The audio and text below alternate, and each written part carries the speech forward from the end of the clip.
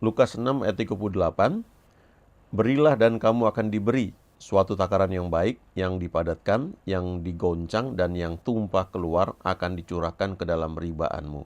Sebab ukuran yang kamu pakai untuk mengukur akan diukurkan kepadamu. Ada satu prinsip umum yang Yesus ajarkan di sini, ya. Berilah dan kamu akan diberi. Jadi ada juga yang mengajarkan kalau kamu mau menerima sesuatu, ya berilah sesuatu, ya. Kadang-kadang dikatakan juga, coba kamu beri senyum ya kepada orang di samping kamu, maka kamu juga akan menerima senyuman dari orang tersebut ya. Kecuali orang itu sedang punya masalah barangkali, ya itu beda. Tapi ini prinsip yang Yesus ajarkan ya, give and it shall be given. Lalu dikatakan yang berikut lagi ya, suatu takaran yang baik, yang dipadatkan, yang digoncang, dan yang tumpah keluar akan dicurahkan ke dalam ribaanmu.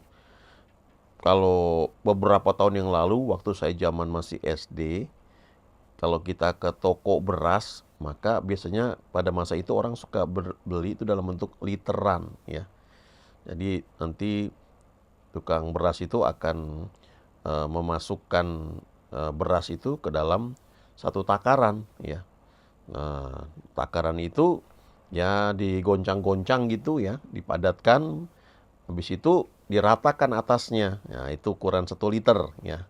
Terus dituangkan ke dalam eh, karung ya, eh, atau wadah di mana kita mau pakai untuk menampung beras tersebut.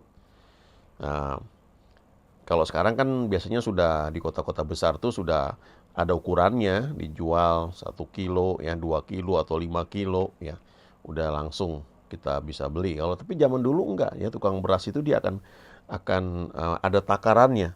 Nah, cuma kalau mereka menakar, memang itu digoncang-goncang ya supaya terisi penuh itu takaran itu, ya dipadatkan. Tapi setelah itu diratakan di atasnya supaya pas 1 liter. Tapi kalau ini Yesus ajarkan, kalau kamu memberi, maka yang kembali kepada kamu itu takaran yang baik, ya takaran yang murah hati, ya, yang dipadatkan, digoncang-goncang supaya masih ada ruang untuk bisa menampung. Kalau ceritanya ini beras ya, jadi bisa masuk ke sela-sela yang ada. Lalu bukan diratakan tapi tumpah keluar, jadi melebihi gitu dari takaran itu. Itu akan dikembalikan kepada kamu. Lalu kalimat terakhirnya perhatikan, sebab ukuran yang kamu pakai untuk mengukur akan diukurkan kepadamu. Jadi ini ukuran kita memberi itu akan balik kepada kita. Kalau kita orang yang memang generous ya, murah hati, maka ketika orang memberikan sesuatu kepada kita, melakukan kebaikan, itu juga akan kita akan menerimanya dalam bentuk yang murah hati. Ya tentu bisa aja kita ketemu orang yang macam-macam, yang mungkin berbeda ya, nggak seperti itu ya. Tetapi secara keseluruhan kita bisa mendapatkan dari banyak orang itu bagaimana perlakuan murah hati itu kita terima. Kalau kita memang punya sikap hati yang juga murah hati gitu ya. Uh, Makanya dikatakan ampunilah supaya kamu juga diampuni. Itu karena masalah ukuran ya. Kalau kita judge orang lain itu kan balik kepada kita ya. Judge apa istilahnya tuh, penilaian, menghakimi orang lain. Ukuran yang kita pakai itu waktu memberi, ya itu akan balik kepada kita. Cuma itu dilipat gandakan gitu ya. Makanya ini bicara soal banyak sekali ya. Nanti kita bisa lihat, bisa menyangkut perbuatan baik, bisa menyangkut melayani orang lain, tapi juga bisa menyangkut pemberian ya dalam bentuk materi, entah itu harta ya, atau dalam bentuk cash, dalam bentuk uang ya. Saya kenal ya, ada orang yang sekian tahun sekian tahun yang lalu ketika mereka menikah, yang pria dan wanita sama-sama suka memberi, tapi yang satu ini sudah suka memberi dengan ukuran yang besar jumlahnya ya dibanding yang satu lagi. Nah, waktu mereka menikah itu mereka terima angpau dari banyak teman-teman mereka ya, banyak yang ngasih uang. Nah, kalau dilihat ternyata teman dari yang satu lagi ini, yang suka memberi banyak ini, itu rata-rata memberikan dengan jumlah kelipatan itu, ya. Jadi misalnya dia biasa memberi itu ukuran jutaan, jadi waktu dia terima tuh kembalinya ukurannya seperti itu, jutaan. Sementara yang satu lagi, waktu itu ya pada masa itu mungkin memberi ukuran puluhan ribu, ratusan ribu gitu ya. Itu baliknya seperti itu. Jadi itu ukuran ternyata tuh menentukan ya. Ukuran yang kita pakai untuk mengukur atau kita misalnya memberi upah kepada orang lain, ya itu akan balik kepada kita juga. Nah, ini prinsip ini sebenarnya sudah Tuhan katakan di Kejadian 8 ayat 22. Selama bumi masih ada, takkan berhenti-henti musim menabur dan menuai, dingin dan panas, kemarau dan hujan, siang dan malam. Ya. Jadi selama bumi masih ada, ini selalu ada hukum menabur dan menuai. Sebab itu senantiasalah bersikap baiknya, melakukan hal yang baik, supaya kita juga menuai hal yang baik ya. Ada satu lagu dulu ya, judulnya tuh Jangan Jemu Berbuat Baik ya. Kata-katanya tuh janganlah jemu berbuat baik, janganlah jemu berkata baik, ya, janganlah jemu berbuat baik, berpikir baik. Kita akan menuai nanti ya, 30 kali ganda, 60 kali ganda, 100 kali ganda ya. Kita akan menuai, ya, menuai kembali apa yang sudah kita tabur. Ini berlaku juga kalau kita itu di pekerjaan kita punya posisi ya. Kita punya posisi menentukan nasib orang ya. Itu hati-hati ya. Karena apa yang kita buat ya kepada orang tersebut itu bisa balik kepada kita. Ya, kalau secara umum orang suka bilang itu hukum karma ya. Di medsos selama beberapa tahun itu cukup ramai ya karena orang melihat satu bentuk yang mereka katakan tuh karma ya. Jadi ketika kita berbuat jahat kepada seseorang, apalagi orang itu sebenarnya nggak jahat ya, tapi kita berbuat jahat, maka itu kembali ya. Yang kalau orang lain bilang tuh karma ya, itu kena kepada orang-orang yang berbuat jahat ya. Ya ini karena ada ini prinsip menabur dan menuai. Ya, ada juga yang mengatakan siapa menabur angin akan menuai badai. Jadi prinsip ini bahwa menabur dan menuai itu ada. Nah, saya ingat ya dulu ketika saya bekerja ya, ada saat-saat di mana cukup lama saya punya pengaruh ya dalam menentukan orang itu. Dan itu saya hati-hati sekali untuk hal itu ya. Kadang-kadang kan kalau kita di perusahaan itu tentunya kita harus melihat ya kepentingan perusahaan. Namanya perusahaan kan harus mencari untung ya. Jadi kalau ada orang-orang yang mungkin tidak qualified ya, bagaimana? Mungkin sudah ditolak sama atasan langsungnya. Bagaimana kita menangani hal itu? Nah tentu nggak bisa, namanya perusahaan nggak semuanya bisa kita tampung ya. Tapi ya saya bersyukur ya ada juga orang-orang yang berkepentingan yang bisa memandang itu dari sisi yang lain ya. Jadi bisa ditangani gitu ya, dikasih porsi pekerjaan yang lain di mana dia bisa tangani dengan baik dan dia tetap bisa bekerja di tempat itu ya, dan tetap bisa menikmati penghasilan ya dari pekerjaannya, walaupun di bagian sebelumnya dia tuh nggak cocok, banyak dikomplain sama atasan langsungnya, tapi akhirnya di tempat yang baru dia bisa menyelesaikan semua tuh dengan baik. Nah, ada sebagian orang yang mungkin nggak mikir seperti itu ya, pokoknya nggak bisa, gua nggak mau terima lagi kayak begitu ya. Itu bukannya salah ya, tapi itu merupakan satu sikap hati yang taburan juga ya. Nanti akan menuai juga hal seperti itu dalam bentuk yang lain ya. Alkitab berkata di kitab Amsal itu siapa yang murah hati akan beroleh kemurahan. Ini prinsip menabur dan menuai. Ya. Kalaupun kita terpaksa PHK orang misalnya, kita harus menyiapkan ya minimal aturan-aturan pemerintah yang ada ya. Lalu kalau kita memang orang yang kenal Tuhan, ya kita beri lebih dari standar yang biasa. Nggak akan sia-sia.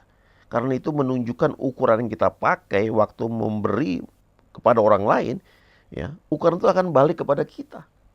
Ya.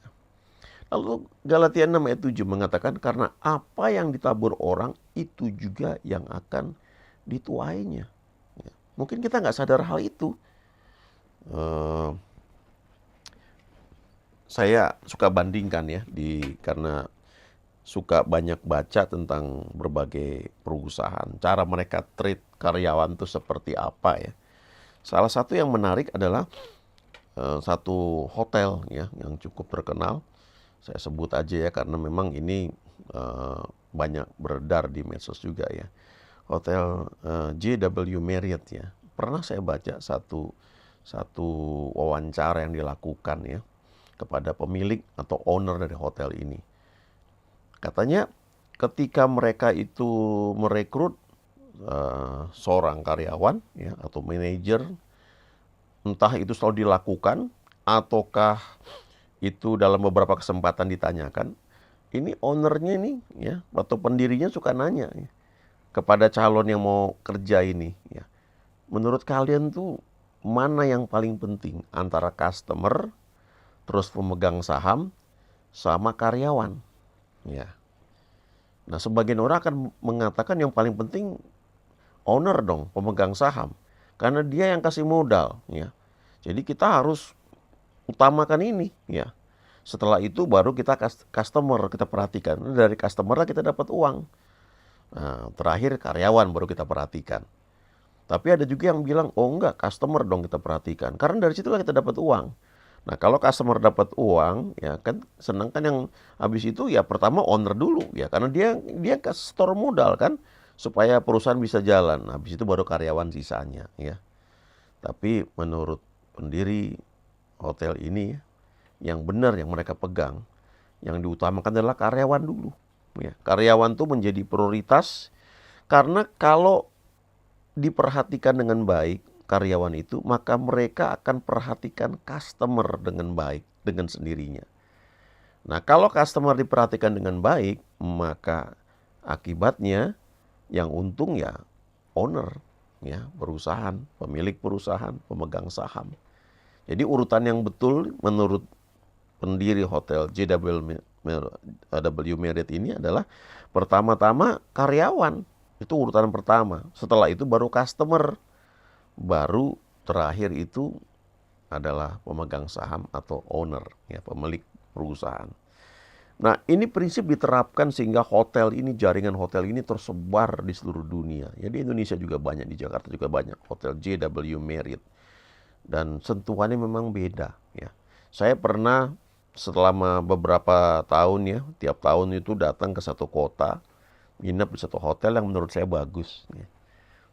Tapi ini hotel Indo, bukan hotel asing gitu ya. Nah, menurut saya bagus, saya suka nginap di situ. Suatu ketika saya nginap di situ dan udah oke harga ya. Terus begitu saya masuk kamar, ruangan itu, terus saya lihat rupanya ada promo selama saya nginap itu. Dan harganya lebih murah. Tapi saya nggak dikasih tahu. Ya. Kemudian saya punya teman datang belakangan, bahkan dikasih harga yang lebih mahal. Habis itu saya turun ke bawah, saya tunjukkan. Kok ini ada promo lebih murah, kalian nggak tunjukkan gitu. Lalu mereka gelagapan, akhirnya mereka setujui dirubah. Ya, saya dan teman saya akhirnya menikmati harga yang lebih murah, yang memang itu adalah harga promo. Nah, jadi ini pelaksanaan di lapangan ini tidak jujur gitu. Mereka pikir untung, mereka bisa memberikan harga yang lebih mahal, lalu kami terima. Tapi ternyata pada saat itu ada harga promo yang tidak mereka beritahu. Nah, cepat atau lambat orang akan tahu gitu dan akhirnya punya penilaian yang nggak baik kepada hotel tersebut. Nah, sebaliknya ada hotel yang waktu kita udah oke gitu ya, dapat harga terus mereka begitu nyampe, oh Pak Bu, ini harga sekian, ini ternyata kami ada promo nih, dikasih lagi hadiah atau apa gitu. Sehingga kita merasa tuh dihargai gitu. Nah, kenapa karyawannya bisa kayak begitu? Karena memang mereka di-treat dengan baik oleh perusahaan. Kalau kita pergi ke SPBU ya, tentu kan ada banyak SPBU sekarang yang swasta di Indonesia ini. Saya perhatikan yang swasta beberapa itu, cara mereka melayani customer tuh beda. Ya. begitu kita sampai, mereka udah arahkan kita mesti kemana, kemudian mereka akan tanya mau isi berapa, lalu mereka tanya mau dilap kacanya gitu. Itu udah standar dibuat begitu. Nah, saya percaya itu udah pasti ya. Mereka bukannya di training, tapi mereka diberikan treatment, fasilitas atau gaji penghasilan yang baik oleh perusahaan tersebut, sehingga mereka memberikan pelayanan yang baik juga kepada customer. Yang untung siapa akhirnya? Ya perusahaannya. Ya. Galatia 6 ayat 9 dan 10 berkata, janganlah kita jemu-jemu berbuat baik, karena apabila sudah datang waktunya kita akan menuai jika kita tidak menjadi lemah. Jadi harusnya itu menjadi gaya hidup kita ya, menabur yang baik, ya, memberi yang baik, melakukan pekerjaan yang baik, itu harus jadi sikap kita, ya. Dan jangan lemah untuk hal ini, karena nanti ada waktunya kita akan menerima tuaian yang baik dalam hidup kita. Makanya dikatakan lebih lanjut di ayat 10, karena itu selama masih ada kesempatan bagi kita, marilah kita berbuat baik kepada semua orang, ya. Tetapi terutama kepada kawan-kawan kita seiman, ya. Jadi kalau kita punya peluang begitu ya, misalnya kesempatan gitu sesuatu, jangan malah disembunyikan ya. Jangan malah kita menghalangi orang yang bisa misalnya bisa maju ya, malah kita halangi gitu. Kita berpikir ini jadi saingan kita di pekerjaan gitu ya. Janganlah ntar dia dapat gaji lebih gede misalnya, atau dia lebih hebat, ntar bos lebih sayang sama dia dibanding sama saya. Nah, kalau kita punya sikap kayak gitu, cepat atau lambat kita pun akan menuai hal yang seperti itu. Tapi kalau kita selalu berbuat baik gitu ya, kita tidak pernah menghambat orang ya, menjegal orang gitu. Ya, kadang-kadang apalagi kalau kita punya posisi itu ya, entah itu di pekerjaan atau di pelayanan, hati-hati ya. Kita nggak sadar ya bahwa satu ketika Tuhan Yesus waktu di hadapan Pilatus ya, Pilatus bilang begini, kenapa engkau diam saja, aku tanya ya. Kau tahu nggak, aku punya kuasa untuk bisa menyalibkan kamu atau melepaskan kamu. Lalu Yesus bilang, engkau tidak punya kuasa itu kalau tidak dikaruniakan kepadamu dari atas. Nah, kalau kita di posisi leader, ya, entah itu di pekerjaan atau di pelayanan, hati-hati. Ya. Jangan kita berpikir bahwa saya bisa geser kamu, saya bisa pindahin kamu, atau saya bisa pecat kamu. Ya. Apalagi kalau orang itu orang lemah. Ya. Saya percaya di Alkitab itu dikatakan doa orang benar itu besar kuasanya kalau dengannya kan didoakan. Tapi ada juga ayat di Alkitab yang mengatakan jangan menekan orang lemah, ya. Karena kalau dia berseru kepada Tuhan, ya itu akan sampai ya kepada Tuhan. Jadi ada orang yang mungkin tidak berdaya, ya. Jangan kita anggap remeh lalu kita bisa berbuat semaunya. Karena kita berpikir kita yang punya power, ya. Yesus berkata power itu nggak akan kamu terima kalau tidak diberikan dari atas.